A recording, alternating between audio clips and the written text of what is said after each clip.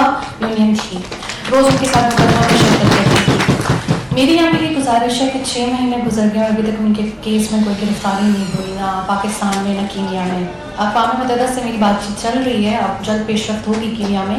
لیکن جو ہمیں کرنا پڑے گا وہ یہ ہے کہ ہم کورٹ کے سامنے جا کے بیٹھیں، سپریم کورٹ کے، اور کہیں بلاؤ ان 16 لوگوں کو جنہوں نے عرش شریف کے اوپر FIR کی تھی.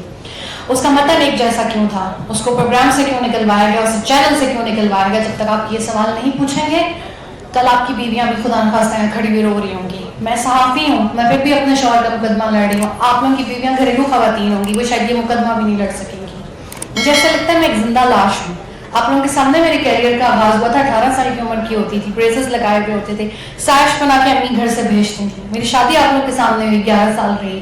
اس کو کھونا بہت تکلیف دہ ہے اور اس کے لیے انصاف لینا اس سے بھی زیادہ مشکل ہے، کیونکہ پاکستان میں کیس چل نہیں رہا. ایک لوور کورٹ میں کیس چل رہا ہے، اللہ جانے وہ کس نے کیوں چلایا ہے، ہمیں تو نہیں 4 مہینے سے پتا، نہ ہمارے وکلاء نے بتایا. کینیا میں کوئی کیس سٹارٹ نہیں ہوا. گولی چلانے والے کینیا میں، سب سے پہلے ان کو سزا ہونی چاہیے. پھر اس کے بعد جو لوگوں کے شوز بند کراتے ہیں، لوگوں کو دھمکیاں دیتے ہیں.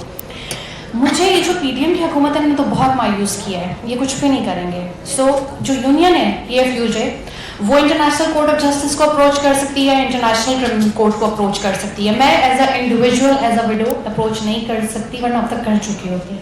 کیونکہ میرے ساتھ بہت بڑی اسٹرینتھ کھڑی ہے عوام کی، سوشل میڈیا کی اور میری اپنی یونینس کی، کیونکہ میں خود ان کا بہت عرصہ حصہ رہی ہوں. اب ہمیں کرنا یہ ہے، یا تو ہم سپریم کورٹ کے باہر جا کے بیٹھ جائیں، میں بیٹھوں گی آپ لوگوں کے ساتھ، اور کہوں بلاؤ ان کو 16 لوگوں کو جنہوں نے اس کے اوپر FIRs کروائیں، بلاؤ ان لوگوں کو جنہوں نے اس کو سر میں گولی مارنے کی دھمکی دی اور پورا کروایا کینیا کے اندر. کب تک آپ لوگ چپ رہیں گے؟ کب تک ڈر کے رہیں گے؟ مرنا سب نے ایک دن ہے.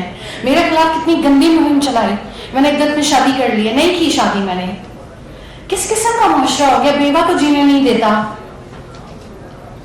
میری آپ سب سے گزارش ہے کہ میرا ساتھ دیں. ہمیں کینیا کی طرف کیس کو بھی دیکھنا ہوگا، کیونکہ یہ 3 ممالک کے درمیان کیس ہے جس میں UAE انوالو ہے. UAE میں کس نے کہا عرش شریف کو کہ یہاں چھوڑو؟ کون تھا وہ شرطا؟ کون تھا وہ سفارتکار؟ کون بندہ وہاں پر گیا تھا اس کو ڈرانے کے لیے؟ کس کے وہاں پہ گیا تھا؟ کس کے وہاں پہ اس کو وہاں سے نکالا گیا؟ کینیا میں اس کو کیوں بھیجا گیا؟ ملک سے کیوں نکالا گیا؟ یہ تمام سوالات کے جوابات ان 16 FIRs کروانے والوں کے پاس موجود ہیں.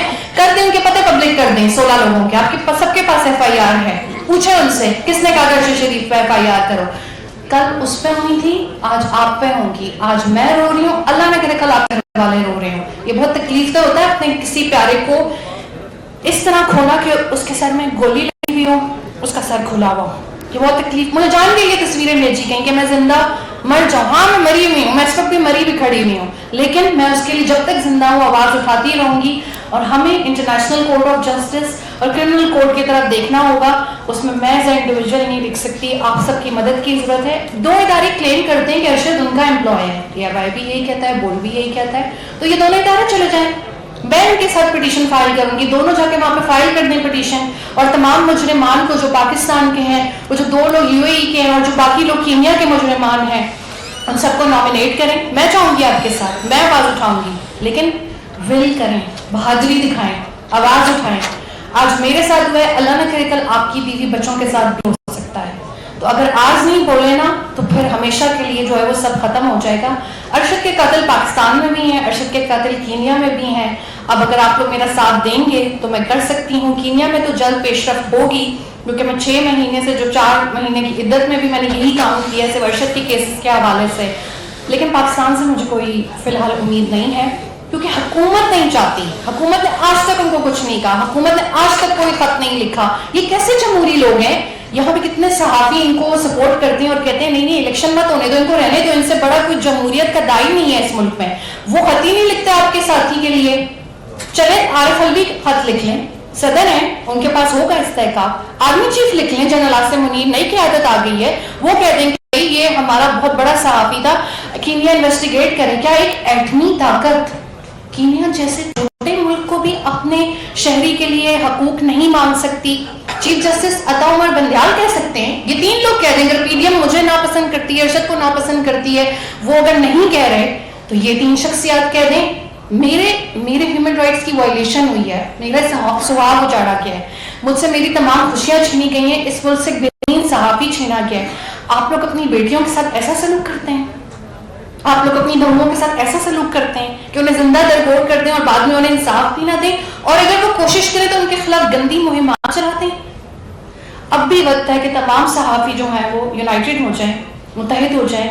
اور میں ایک بار پھر سب کا شکریہ ادا کروں گی کہ آپ لوگوں نے آج عرش شریف کا دن جو ہے وہ سیلیبریٹ کیا. اللہ تعالیٰ ان کے درجات جو ہے وہ بلند کرے. اور یہاں جتنے مقررین کو میں نے سنا اور جتنے لوگ آئے ان سب کا بھی بہت شکریہ. Thank you.